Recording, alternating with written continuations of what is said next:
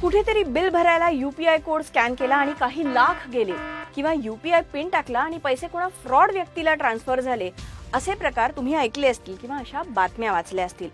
सध्या तर अगदी भाजी आणि रिक्षापासनं ते मोठ्या पेमेंटसाठी आपण सर्रास UPI वापरतो. मग असे प्रकार आपल्यासोबत घडणार नाहीत याची काळजी कशी घ्यायची, समजून घेऊयात आजच्या सोपी गोष्टमध्ये. पण त्याआधी BBC मराठीचं व्हॉट्सअप चॅनल तुम्ही फॉलो केलेत का? तर UPI म्हणजे unified payment interface. National payments corporation of India म्हणजेच NPCI ने विकसित केलेली ही एक इन्स्टंट पेमेंट सिस्टीम आहे.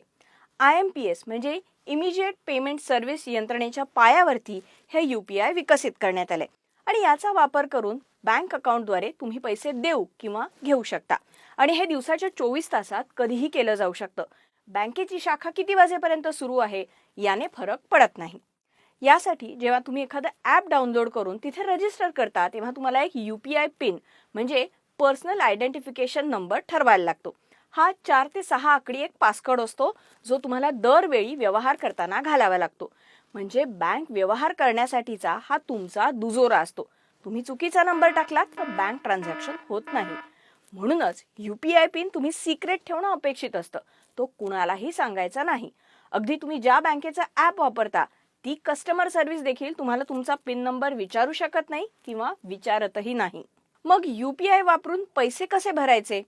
समजा तुम्ही भाजी घेतलीत तर भाजीवाल्याचा QR कोड स्कॅन करून किंवा UPI ID वापरून तुम्हाला पैसे भरता येतील.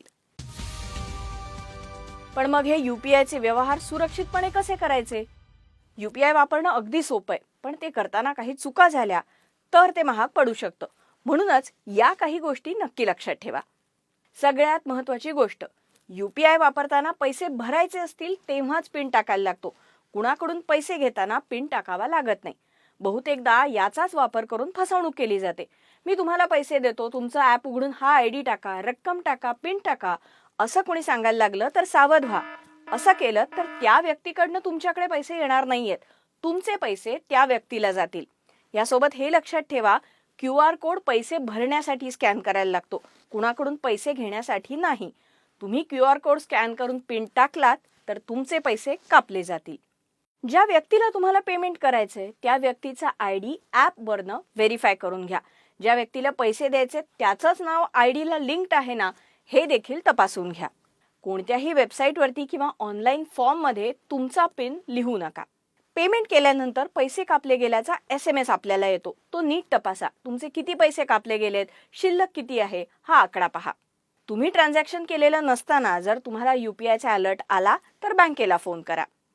UPI वापरण्यामध्ये अडचण येत असेल तर त्यासाठीची तक्रार तुम्हाला तुमच्या ॲपमधनंच दाखल करता येते.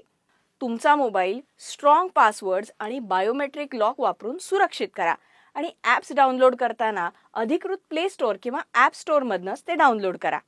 आपल्या UPI ॲपमधनं जास्तीत जास्त किती रकमेचा व्यवहार केला जाऊ शकतो यावर आपण मर्यादा घालू शकतो. तुमचे रोजचे साधारण खर्च लक्षात घेऊन हे लिमिट सेट करा. म्हणजे चुकून तुमच्या UPIचा गैरवापर करून कोणी मोठी रक्कम ट्रान्सफर करायचा प्रयत्न केला तर तो व्यवहार होणारच नाही. मग UPI वापरताना चुकीच्या व्यक्तीला पैसे गेले तर काय? असं होऊ शकतं, कधी कधी वेंधळेपणामुळे तर कधी फसवलं गेल्यामुळे. मग पैसे चुकून दुसऱ्या माणसाला गेले, ट्रान्सफर झाले, तर अशा वेळी काय करायचं? पहिला पर्याय म्हणजे त्या व्यक्तीला संपर्क करायचा आणि पैसे परत पाठवण्याची विनंती करायची.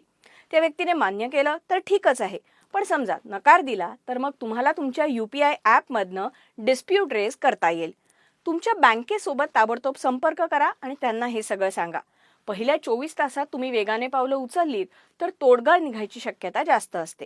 आणि समजा कुणीतरी UPI वरनं तुम्हाला फसवलं आणि त्या व्यक्तीला पैसे गेले तर काय? सगळ्यात आधी बँकेला याची कल्पना द्या. पोलिसांमध्ये तक्रार दाखल करा आणि सायबर क्राईम विभागाची मदत घ्या.